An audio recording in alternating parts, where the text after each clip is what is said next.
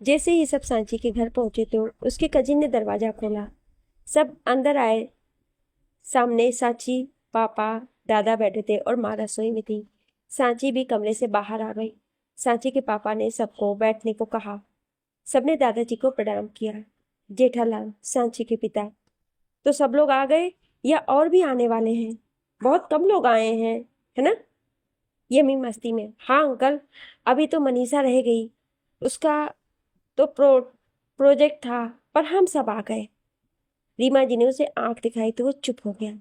इस बीच देखिए, हमें तो अपने विराट के लिए सांची बहुत पसंद है, आप भी सब जानते ही हैं। जेठालाल हैरानी से सबको देखते हैं, फिर बोलते हैं, ये लड़का है तो मुझे नहीं पसंद। वो यमी की ओर इशारा करते हैं। यमी ने मुंह बन जाता है। सब हंसने लगते हैं। सत्यम, नहीं सर, ये सत्यम है, मेरा नाम सत्यम है। ये विराज है, और ये विराट जिसे सांची पसंद करती है, और सांची की सहेलियों को तो आप सब पहले से ही जानते हो। दादाजी, लड़का तो देखने में सरस छे। सब मुस्कुरा दिए, पर सांची के पापा विराट को घूरे जा रहे थे। ऊपर से विराट भी आराम से बैठा था और सांची को देख रहा था। जेठालाल, पर ये करता क्या है, ये नहीं बताया सांची ने। इस बीच हमारा विराट एक कंपनी। जेठालाल बीच में, अच्छा, किसी कंपनी में लगा है? पर हम गुजराती लोग तो व्यापार में ही विश्वास रखते हैं, ये नौकरी वगैरह नहीं पसंद। इस बीच, पर ये कंपनी मैं, जेठालाल, जितना भी कमाता हूँ, पर मुनाफा तो जो धंधा करता है, मतलब जो मालिक होता है ना, उसे ही आता है। तभी सांची के दादाजी बोले, अरे ओ बबचू, पहले उनकी बात तो पूरी करने दे। और बहू कहाँ रह गई, उसे भी बुला। जेठालाल, अरे दया कहाँ रह गई? दया हाथ में चाय लेकर आते हुए, ए आई। दया ने चाय सबको दी और बोली, जय श्री कृष्णा। सबने उसे जय श्री कृष्णा बोला। जेठालाल, हाँ तो? दया बीच में ही, दामाद जी कौन छे? जेठालाल ने दया को घूरा, फिर बोलने लगा तो दया बोल पड़ी, वैसे तो सभी लड़के सरस छे, है ना बाबूजी? दादाजी, हाँ हाँ बहू। दया चुप हो गई तो जेठालाल फिर से बोलने लगा, तो दया फिर से बोल पड़ी। दया सांची से, टफोर, जा अंदर जा के फाफड़ा जलेबी भी लेके आना, खाली चाय पी रहे हैं। जेठालाल गुस्से से, दया, मैं कुछ बोलूं? दया, तो माने कब रोका? जेठालाल धीरे से, ये रसोई में ही अच्छी थी। सब बड़े मजे से सांची के परिवार को देख रहे थे, उनकी बातें मजे से सुन रहे थे और चाय की चुस्की ले रहे थे। विराट मनी मन, अब पता चला सांची इतनी अजीब क्यों है, पूरी फैमिली ही ऐसी है। ये मैं विराट के कान में, तेरे ससुराल में तो फुल टू मजे हैं, जब भी बोर हो यहाँ आ जाओ, मजा आ जाएगा। सांची अंदर से स्नैक्स लेकर आई और सबके आगे रखती है। इस बीच, भाई साहब, आपको जो पूछना है विराट से पूछ लीजिए। विराट सीधा होकर बैठ गया तो दया की नजर विराट पर गई। जेठालाल जैसे ही कुछ बोलने लगा, दया फिर बोल पड़ी। दया, तो आप हमारी जमाई हो? सरस जी, सरस जी। क्यों बाबूजी? दादाजी, हाँ, सांची ने मुझे सब बताया है। मेरी तो हाँ है। दया, हाँ तो रिश्ता पक्का। क्यों सांची के पप्पा? जेठालाल तो सबका मुंह देखते रह गए। तभी विराट उठा और उनके पास आया और कदमों में बैठ गया। विराट, अंकल, मैं और मेरे ये तीन भाई, हम मिलकर एक कंपनी चलाते हैं। अभी कुछ महीने ही हुए हैं शुरू किए हुए, पर हाँ, इतना तो आप जानते ही हो ना कि एक बार एक गुजराती कुछ करने की ठान ले तो करता ही है। तो बस हमारी कंपनी भी कुछ ही देर में कामयाब भी की राह पर होगी। जेठालाल, तुम गुजराती हो? विराट, जी, मेरा पूरा नाम विराट मोदी। मैं और विराट दोनों सगे भाई हैं। हम गुजरात से ही हैं, बस माँ पापा की मौत के बाद हम देहरादून चले गए थे, और वहां पर तो हमें माँ बाप और दो भाई और मिल गए। देखिए कितना बड़ा परिवार है हमारा। आपकी सांची को हर खुशी दूंगा, ये वादा है मेरा। जेठालाल तो इम्प्रेस हो गए विराट से। रिश्ता पक्का हो गया और सबने एक दूसरे को मीठा खिला दिया। इस सब के बीच में सांची के चाचा का लड़का तापसी को घूर रहा था, और सबम ने ये बात नोट कर ली, पर उसने कुछ कहा नहीं। सभी बड़े नीचे बैठ गए और सांची बाकियों को अपने साथ ऊपर लेकर आ गई और सब उसके कमरे में बैठ गए। तापसी जहां बैठी थी उसके पास ही सांची का भाई भी बैठ गया। सांची ने उसे सबसे मिलवाया। सांची, ये मेरे चाचा जी का लड़का सुबोध। सबने उसे हाय किया, फिर बातों में लग गए। सबने विराट और सांची की आपस में बात करने के लिए दूसरे कमरे में भेज दिया और जाकर तापसी के पास बैठ गया और उसका हाथ पकड़ लिया। पर तापसी नाराज थी तो उसने हाथ छुड़ा लिया। सबने ने फिर से हाथ पकड़ा पर फिर से तापसी ने छुड़ा लिया। कब से यही सब चल रहा था जो सुबोध देख रहा था। सुबोध, अरे आप क्यों जबरदस्ती उनका हाथ पकड़ रहे हैं? आप होते कौन है उनके साथ ऐसा करने वाले? आप जैसे लड़कों की वजह से ही हमारे यहाँ बाकी लड़के बदनाम होते हैं। अगर कोई लड़की आपको जानती है तो इसका मतलब ये नहीं कि आप उसे ऐसे छुए। तापसी गुस्से से, क्या बकवास कर रहे हो तुम? सबम हैरानी से सुबोध को देख रहा था कि क्या बोले जा रहा है, पर सबम मन ही मन खुश था और कुछ नहीं बोल रहा था। सुबोध, देखिए, मैंने देखा कि कैसे वो जबरदस्ती आपका हाथ पकड़ रहे थे, आपको छू रहे थे। तापसी गुस्से से, तो आपको क्या? वो जो मर्जी करे, उनका हक है ये। और अगर मुझे कोई परेशानी होती तो मैं बोल सकती हूँ। मैं डर के चुप रहने वालों में से नहीं हूँ। तभी सांची और विराट भी आ गए। सांची सुबोध से, क्या हुआ? चिल्ला क्यों रहा था तू? सुबोध सांची को सब कुछ बताता है तो सांची उसके सर पर मारती है। सांची, डफोर, वो तापसी को हाथ लगा सकते हैं। दोनों एक दूसरे से प्यार करते हैं। सबम ने एक नजर तापसी को देखा, फिर वहां से छत की ओर चला गया। सारा को पता था कि दोनों नाराज थे। सारा जानबूझकर, कितना बुरा लगा होगा बिग ब्रो को। इस सुबोध के बच्चे ने कितना कुछ बोल दिया उनको। चेहरा उतर गया था बिग ब्रो का। सारा ने विराज को आंख मार दी तो विराज समझ गया। विराज, हाँ, आज तक उन्हें किसी ने ऐसा नहीं कहा। वो तो तापसी को मना रहे थे, पर खैर छोड़ो, कुछ देर अकेले रहेंगे तो शांत हो जाएंगे। तापसी को बेचैनी होने लगी कि वो जल्दी से सबीम के पास पीछे चली गई। सुबोध उदासा होकर बैठ गया और सब उसे हंसाने लग गए और बता दिया कि अभी जो बोला मजाक बोला है और सबीम ने भी बुरा नहीं माना होगा। विराट सांची को खींचकर फिर से दूसरे कमरे में ले गया। नीचे सब लोग पंडित जी को बुलाकर सगाई का मुहूर्त देख रहे थे। तापसी छत पर गई तो सबीम वहीं पर एक और नीचे बैठा था, दीवार से टेक लगाकर और आंखें बंद कर ली थी। उस जगह छांव थी और बाकी पूरी छत पर धूप। तापसी को लगा कि सबीम सच में बहुत दुखी है और गुस्सा है, तो सीधा उसके पास जाकर बैठ गई और उसके सीने से लग गई। तापसी, सॉरी, सॉरी, माफ कर दीजिए, मेरी वजह से आपको ये सब सुनना पड़ा। ना मैं हाथ छुड़ाती ना ये सब होता। सॉरी। सबीम ने तापसी को बाहों में भर लिया और उसका सर चूम लिया। सबीम, मैं जापान जा रहा हूँ। तापसी हैरानी से उससे अलग हुई तो सबीम ने भी आंखें खोल दी। तापसी, आप गुस्सा हो ना? सबीम ने नाम में सर हिला दिया। सबीम, नहीं यार, तुमसे कभी गुस्सा हो सकता हूँ क्या? देखो, विराज अब विराट की सगाई में भी लग के जाएगा। उसे यहाँ होना चाहिए और यमी को मैं नहीं भेज सकता। वो तो यहाँ की रौनक है। मैं ही चला जाता हूँ। डील भी जरूरी है और वहां पर उनका काम भी देखना है। जहां तक मुझे लगता है 1 महीना लग जाएगा। वैसे भी अब तुम्हारा भी 6 सेमेस्टर चल रहा है, तो मन लगा कर पढ़ो। तापसी, पर मैं कैसे आपके बिना? सबीम ने तापसी को फिर से सीने से लगा लिया। सबीम, हम साथ ही हैं कैप्टन, हमेशा। I love you. Taapsee, I love you too. उधर विराट और सांची एक दूसरे के गले लगे बैठे थे और अपने आने वाले कल को महसूस कर रहे थे। विराट, सांची की सगाई 4 दिन बाद होनी तय हुई और यहीं गुजरात में ही, तो विराज ने अपनी हवेली साफ करवाने को बोल दिया। कुछ दिनों तक सब वहीं रहेंगे। बस तापसी सारा वापस सबम के साथ देहरादून चली गई सगाई के 1 दिन पहले सांची के घर जाने के लिए। मनु को पता चला तो वो भी खुशी से कूदने लगी। सबम अगले ही दिन सबको समझाकर निकल गया। सगाई का दिन भी आ गया। सभी लड़कियां सांची के साइड थी, पर सारा वहां जाकर विराट के साथ हो ली और बोली, मेरे देवर की सगाई है तो उसकी भाभी माँ तो उसके साथ ही होंगी ना। सारा के माँ पापा भी आ गए थे और अपने बेटे को ऐसे देखकर खुश थे।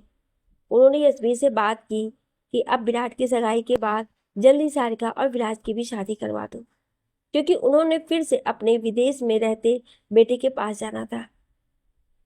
विराट और साची की सगाई हो गई, पर बिना पंगे की नहीं।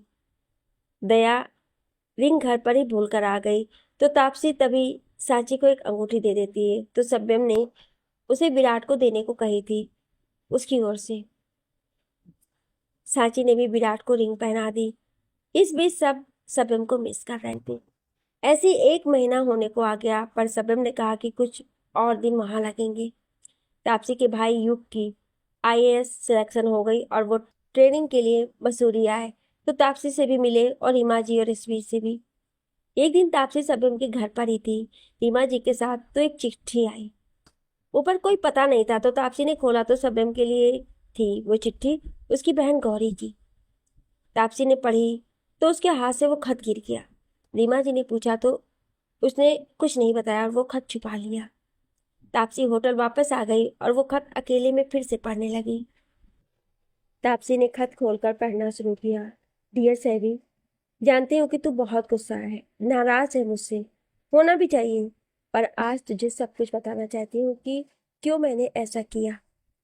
जब ग्रेजुएशन करने के लिए मैं यहाँ से गई तो वहाँ 1 साल बहुत अच्छा गया था मेरा।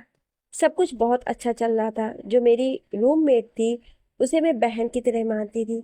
हिना नाम था उसका। बहुत प्यारी सी थी वो। जब हम सेकेंड ईयर में थे तो हिना कुछ परेशान सी रहने लगी। मैंने कितनी ही बार पूछा, पर हमेशा वो टाल जाती। उसका एक बॉयफ्रेंड भी था, ताहिर, वो मेरा भी दोस्त था। मैंने उससे पूछा, पर उसे भी कुछ पता नहीं था। फिर फिर 2 हफ्ते बाद हमें हिना की लाश मिली कॉलेज के पीछे। मैं मैं अंदर से हिल गई थी। जब पोस्टमार्टम हुआ तो पता चला कि उसका उसका रेप हुआ था, गैंग रेप। बहुत बुरी तरह से मारा था उसे। उसकी बॉडी पर कई जगह एसिड और जलने के निशान पाए गए। वो अनाथ थी तो किसी ने कोई जिम्मेदारी नहीं ली, पर मैं और ताहिर दोनों मिलकर साथ थे। रिपोर्ट लिखाई हमने, पर 2 महीने बाद ताहिर का भी कत्ल कर दिया गया। मैं बहुत डर गई थी। मुझे कुछ नहीं हुआ क्योंकि मेरे पापा के नाम के कारण उन्हें पता था कि मैंने घर पर किसी को नहीं बताया, पर रोज धमकी आती थी कि अगर किसी को बताया तो वो मेरी फैमिली को मार देंगे। मैं बहुत डर गई थी तुम सबको लेकर, तो एक दिन बिना बताए किसी को भी मैं वहां से निकल गई, दूसरे शहर आ गई। वो लोग मुझे ढूंढ रहे थे और हमारे घर पर नजर रखे हुए थे। अगर मैं तुम लोगों के पास जाती तो वो सबको खत्म कर देते, और हम सबके फोन भी टैप कर रहे थे। इसीलिए मैं चिट्ठी लिखने लगी और कुछ महीनों में एक बार आप सबको अपने बारे में बता देती। मुझे पता था कि अगर मैंने आप लोगों से बात करना छोड़ दिया तो आप लोग वहां जाकर मुझसे मिलने की कोशिश करेंगे। इसलिए आप लोगों से कहा था कि जब तक मैं ना कहूँ आप मेरे पास मत आना। मैंने अपने दोनों दोस्त खो दिए। मेरी बहन जैसे हिना के साथ इतना बुरा हुआ। मैं अंदर ही अंदर से जल रही हूँ सैदी। इसलिए मैंने आईपीएस बनने का फैसला लिया। जब तक मैं कुछ बन नहीं जाती उन लोगों का सामना कैसे करूंगी, और तुम लोगों को, अपने परिवार को कैसे बचाऊंगी। तुझे पता है मैंने एग्जाम क्लियर कर लिया है और मेरी ट्रेनिंग शुरू हो गई है। बस जब ये ट्रेनिंग खत्म होगी तो सबसे पहले तुझसे मिलने आऊंगी, और तेरी मदद भी चाहिए होगी उन लोगों के खिलाफ। तो देगा मेरा साथ। नीचे मैंने एक नंबर लिख दिया है, अगर गुस्सा खत्म हो गया हो तो फोन कर देना। बहुत जी ली मैंने अपने गुमनाम की जिंदगी। अब आईपीएस गौरी शेखावत सबके सामने आएगी। माँ पापा को मत बताना कुछ, तेरी थी। तापसी ये सब पढ़कर हैरान से थी। वो सोच रही थी कि कैसे गौरी दी ने इतने साल सबसे छुपते छुपाते निकाले थे, और ये उनका हौसला ही है कि वो अपने दम पर अकेले इतना कुछ सह गई।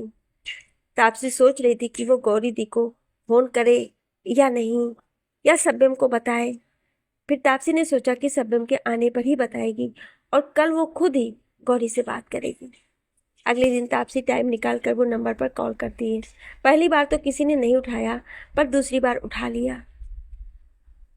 गौरी, हेलो। तापसी, हेलो, आप गौरी दी बोल रही हैं? गौरी, हाँ, पर आप कौन? तापसी दी, मैं तापसी बोल रही हूँ। मैं सब्यम की, मैं वो। गौरी हंसती हुई, हाँ हाँ समझ गई। तुम सैवी की गर्लफ्रेंड हो ना? तापसी, हाँ नहीं दी, मैं। गौरी, समझ गई हूँ मैं, उसने तुम्हें फोन करने को बोला है। तापसी, नहीं दी, वो सब्यम अभी यहाँ नहीं है, वो जापान में है, अपनी कंपनी कंपनी के काम से। आपकी चिट्ठी मुझे मिली थी दी, सॉरी, बट मैंने पढ़ ली, इसलिए आपको फोन किया। गौरी, ओह, सैवी यहाँ नहीं है, चलो कोई बात नहीं। तुमने मम्मा पापा को तो नहीं बताया कुछ? तापसी, नहीं दी, तभी तो आपको कॉल की। दी, आप अपना ख्याल रखना, यहाँ सब आपसे बहुत प्यार करते हैं और आपको बहुत याद करते हैं।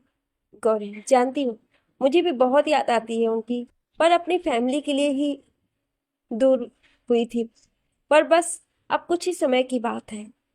तापसी, दी, मैं आपकी कोई हेल्प कर सकती हूँ? गौरी, हाँ हाँ, एक काम कर सकती हूँ। तापसी, क्या दी? गौरी, अपनी और सैवी की कोई फोटो मुझे भेजो। ऐसा करो, पूरी फैमिली फोटो सेंड करना मुझे। और हाँ, अब से हम रोज बात करेंगे। मुझे बहुत अच्छा लगा अपनी भाभी से बात करके। तापसी, ठीक है दी, बट आप अपना ख्याल रखना। गौरी, ओके ओके, चलो बाय, मुझे खाने के लिए जाना है। Taapsee, by the. तापसी और गौरी दोनों को ही बहुत अच्छा लगा था एक दूसरे से बात करके। तापसी और गौरी की लगभग रोज बात होती। तापसी ने सभी के बारे में गौरी को बता दिया था। विराट विराज के बारे में सुन उसे खुशी हुई थी। वो बहुत कम समय ही उन दोनों के साथ रही थी। सब्यम से तापसी की बात नहीं हो पा रही थी, इसलिए इन दिनों वो थोड़ी उदास सी हो गई थी।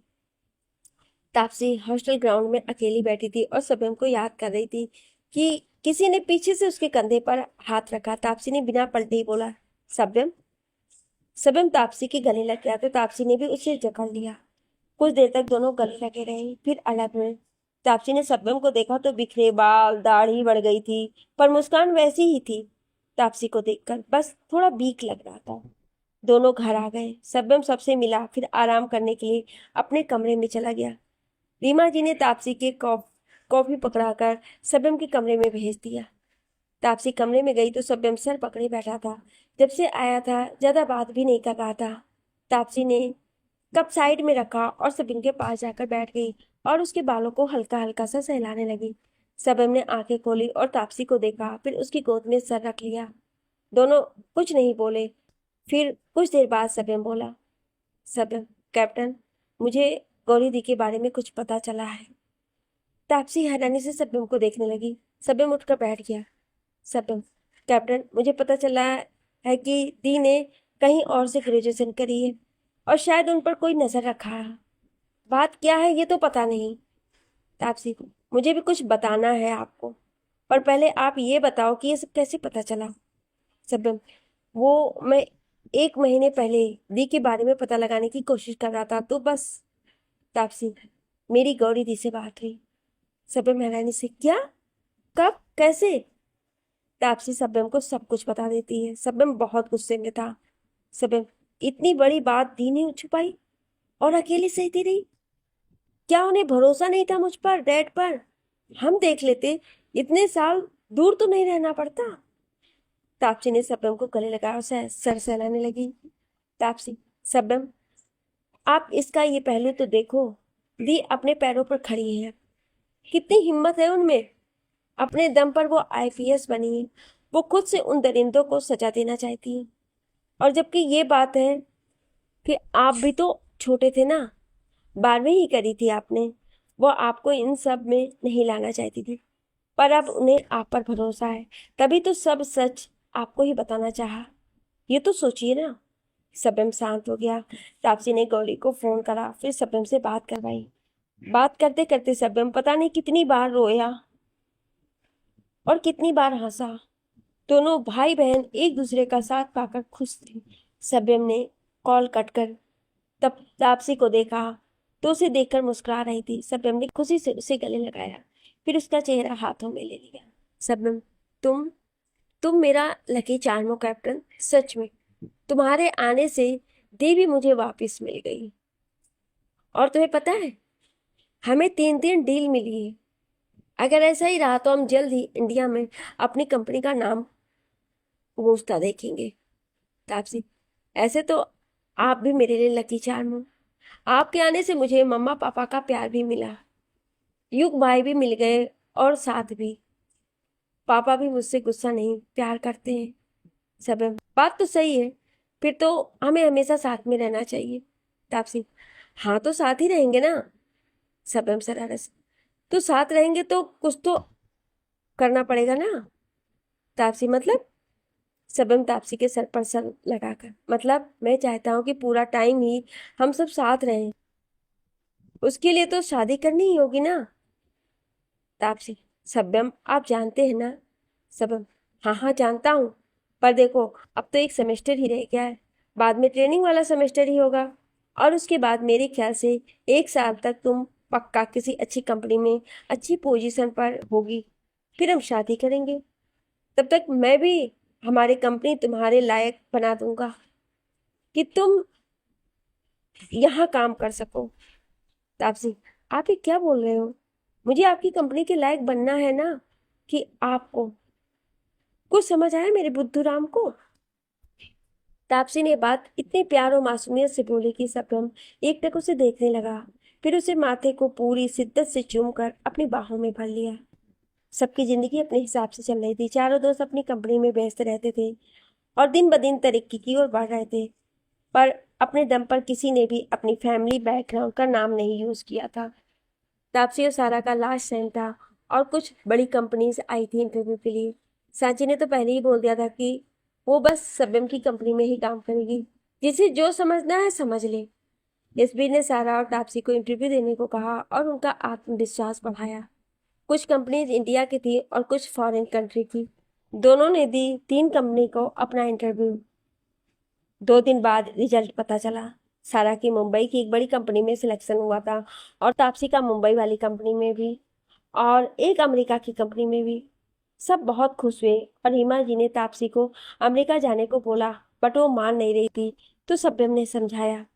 तापसी के भाई की ट्रेनिंग भी खत्म हो गई थी, उसकी पोस्टिंग पंजाब में हुई थी। सभ्यम तापसी के साथ युग से मिलने गया और उसे उसके पापा के पास जाने को बोला। दोनों भाई बहन अपने घर की ओर चल पड़े थे, पर जैसे ही दोनों ने घर में कदम रखा तो वहीं जड़ हो गए।